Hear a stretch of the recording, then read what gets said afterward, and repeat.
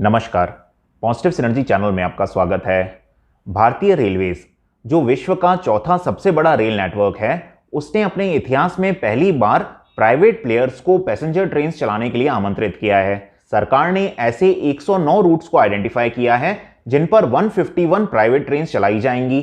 इसमें लगभग 30,000 करोड़ रुपए का निवेश होगा और इसके लिए सरकार ने प्राइवेट प्लेयर्स को आमंत्रित किया है। ट्रेन के साथ साथ सरकार की प्लानिंग 50 रेलवे स्टेशंस को भी प्राइवेट और मॉडल रेलवे स्टेशंस में बदलने की है। अगर हम भारत के रेल नेटवर्क की बात करें तो 68,400 किलोमीटर लंबा यह रेल नेटवर्क बदलते समय के साथ साथ अपने आप को बदल नहीं पाया और आज भी पुरानी टेक्नोलॉजी और धीमी गति से चलती हुई ट्रेनें इसकी पहचान बनी हुई हैं। ट्रांसपोर्टेशन के अन्य साधनों में जैसे कि रोड ट्रैवलिंग, एयर ट्रैवल आदि में तो हमने बहुत प्रगति की, परंतु भारतीय रेल कभी भी बदलते समय के साथ बदल नहीं पाई और वह सिर्फ एक राजनीतिक लाभ उठाने का सस्ता साधन बनकर रह गई। और आज स्थिति यह है कि रेलवे में पैसेंजर सेगमेंट हजारों करोड़ रुपए के घाटे से जूझ रहा है। ट्रांसपोर्टेशन की अन्य श्रेणियों में तो प्राइवेट प्लेयर्स आते गए और अपनी जगह बनाते गए। तो आप चाहे रोड से देखें, चाहे सी से देखें, चाहे बाय एयर देखें, हर जगह आपको private airlines, private road operators, हर चीज जगह आपको प्राइवेट प्लेयर्स मिल जाएंगे। परंतु भारतीय रेल एक ऐसा विभाग था जिसके ऊपर से हमेशा सरकारी नियंत्रण रहा और इसे कभी सरकार ने अपने नियंत्रण से बाहर नहीं किया। और अब जब सरकार पहली बार प्राइवेट प्लेयर्स के लिए भारतीय रेल को खोल रही है तो ऐसे में यह भविष्य की दिशा में लिया गया एक अच्छा कदम ही नजर आता है। सरकार का यह कहना है कि वे प्राइवेट प्लेयर्स के द्वारा लेटेस्ट टेक्नोलॉजी, ज्यादा सुविधाएं आदि ला पाएंगे और प्राइवेट इन्वेस्टमेंट से वे अपने पूरे रेलवे नेटवर्क को मॉडर्नाइज कर पाएंगे। इससे कस्टमर्स को भी एक बेहतर ट्रैवलिंग एक्सपीरियंस मिलेगा। साथ ही साथ करोड़ों लोग ऐसे होते हैं जो हर साल ट्रेन में ट्रैवल नहीं कर पाते क्योंकि उनका टिकट वेट लिस्ट से कंफर्म नहीं होता। तो अगर प्राइवेट ट्रेन भी होंगी तो ऐसे कस्टमर्स के लिए एक विकल्प खुला रहेगा कि वे चाहें तो थोड़ा अधिक फेयर देकर बेहतर सुविधाओं वाली प्राइवेट ट्रेन का उपयोग करें। वर्तमान में कोरोना महामारी के बीच जहां सरकार एक आर्थिक संकट से भी जूझ रही है, तो ऐसे में उन्हें प्राइवेट निवेश की और भी ज्यादा आवश्यकता है। इन 150 ट्रेनों की मैन्युफैक्चरिंग भी भारत में ही की जाएगी, जिससे कि यहां पर और रोजगार का सृजन होगा। इन ट्रेन को खरीदने से लेकर, चलाने से लेकर उनकी मेंटेनेंस तक सारी की सारी जिम्मेदारी प्राइवेट संचालकों को दी जाएगी।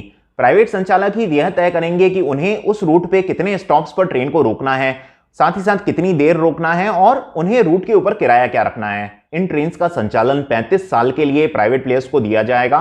साथ ही साथ इनकी जो मैक्सिमम गति सीमा रखी गई है वह 160 किलोमीटर प्रति घंटा है और इनके अंदर ज्यादा से ज्यादा 16 डब्बे तक हो सकते हैं। भारतीय रेलवे इन ट्रेन को चलाने के लिए ड्राइवर और गार्ड उपलब्ध कराएगा और अन्य सभी चीजों की व्यवस्था संचालक अपने स्तर पर करेंगे। रेलवे के संसाधनों का उपयोग करने के बदले में प्राइवेट ट्रेन ऑपरेटर्स कुछ तो फिक्स चार्जेस देंगे और कुछ अपनी रेवेन्यू का एक हिस्सा भारतीय रेल को देंगे।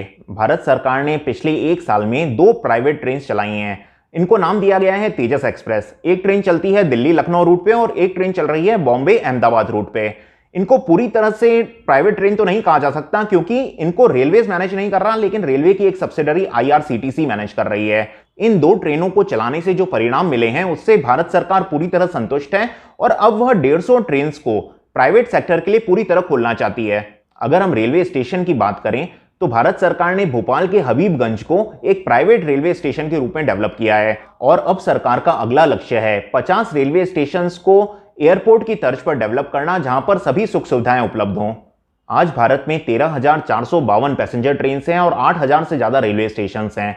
ऐसे में शुरुआत में 150 ट्रेन और 50 रेलवे स्टेशन को प्राइवेटाइज करना इस बहुत बड़ी संख्या का एक बहुत छोटा हिस्सा नजर आता है, पर यह इसलिए इतना महत्वपूर्ण है क्योंकि यह छोटा सा कदम भारत सरकार को वह अनुभव प्रदान करेगा जिस अनुभव का प्रयोग वह आगे के कदम उठाने में और आगे बढ़ने में ले पाएगी। वर्तमान में जब हम प्राइवेट ट्रेन चलाने का निर्णय ले चुके हैं और इसके क्रियान्वयन की तैयारी कर रहे हैं, ऐसे में अनेक विशेषज्ञ इसके साथ जुड़ी हुई समस्याओं की ओर हमारा ध्यान दिला रहे हैं, जिसमें सबसे प्रमुख तो यह है कि जब प्राइवेट ट्रेन और सरकारी ट्रेन दोनों एक ही रूट पर चलेंगी तो उनमें कंपटीशन की वजह से अनेक डिस्प्यूट्स पैदा होंगे। अब उन डिस्प्यूट्स को सॉल्व करने के लिए एक अलग से रेगुलेटर की आवश्यकता होगी। वर्तमान में इस पर नीति स्पष्ट नहीं है कि किस तरह से प्राइवेट ट्रेन और सरकारी ट्रेन के बीच में होने वाले डिस्प्यूट्स को सुलझाया जाएगा। एक और समस्या जो एक्सपर्ट्स इसमें यह देखते हैं कि आज लोग ट्रेन ट्रैवल कम कर रहे हैं और बाय एयर ज्यादा ट्रैवल करना पसंद करते हैं क्योंकि एयर ट्रैवल इतना सस्ता हो गया है। आज अगर हम ट्रेन का फर्स्ट क्लास का टिकट लें तो उसकी तुलना में तो एयर टिकट सस्ता पड़ता है बहुत से रूट्स के ऊपर। ऐसे में किसी भी प्राइवेट संचालक के पास बहुत अधिक विकल्प नहीं होगा अपने किराए को बढ़ाने का, क्योंकि एयर ट्रैवल इतना सस्ता हो गया है। इसके साथ ही जो प्राइवेट ट्रेन ऑपरेटर्स होंगे वे तो सिर्फ प्रॉफिटेबल रूट्स के ऊपर ही अपनी ट्रेन को चलाना चाहेंगे, क्योंकि उन्हें सिर्फ मुनाफे से मतलब है। लेकिन भारतीय रेल तो एक सामाजिक दायित्व की तरह भारत के सभी छोटे बड़े कस्बों गांवों को जोड़ती है, चाहे वह खाली चले और कुछ रूट्स पे ज्यादा चले। इसके बाद कुछ रेलवे यूनियंस जो ट्रेन के प्राइवेटाइजेशन का विरोध कर रही हैं, उनकी वजह से भी कुछ समस्याएं पैदा हो सकती हैं। एक और विवाद जो भविष्य में हो सकता है, जिसकी ओर एक्सपर्ट्स इशारा कर रहे हैं, वह यह है कि प्राइवेट प्लेयर्स का प्रेफरेंशियल ट्रीटमेंट की उम्मीद रखना। यानी वे हर जगह प्रेफरेंशियल ट्रीटमेंट चाहेंगे ताकि उनकी ट्रेन सही समय पर पहुंच सके। उनके लिए बहुत महत्वपूर्ण है कि ट्रेन सही टाइम पे चलें और सही टाइम पे पहुंचे, क्योंकि अगर ऐसा नहीं हुआ तो पैसेंजर्स का उनसे मोहभंग हो जाएगा और फिर उनके लिए ट्रेन चलाना प्रॉफिटेबल नहीं रह जाएगा। इसलिए प्राइवेट प्लेयर्स चाहेंगे कि हर जगह उन्हें पहले प्राथमिकता दी जाए, उनकी ट्रेन को पहले क्लियरेंस दी जाए, और अनेक जगह पर यह एक गतिरोध का कारण बन सकता है। बहुत से लोगों का यह भी कहना है कि अगर ट्रेन को प्राइवेटाइज करना शुरू कर दिया गया तो धीरे धीरे वह आम आदमी की सवारी नहीं रहेगी, क्योंकि उसके किराए इतने ज्यादा बढ़ जाएंगे। तो ऐसे में अनेक समस्याएं जुड़ी हैं ट्रेन का प्राइवेटाइजेशन करने के साथ, जो हमें धीरे धीरे पता पड़ेंगी।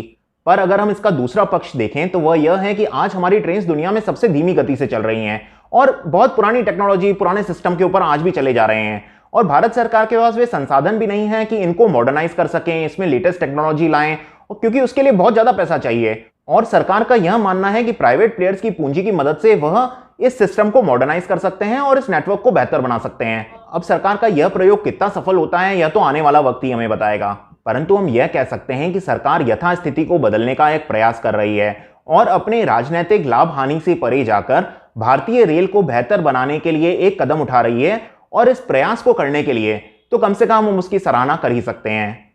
धन्यवाद।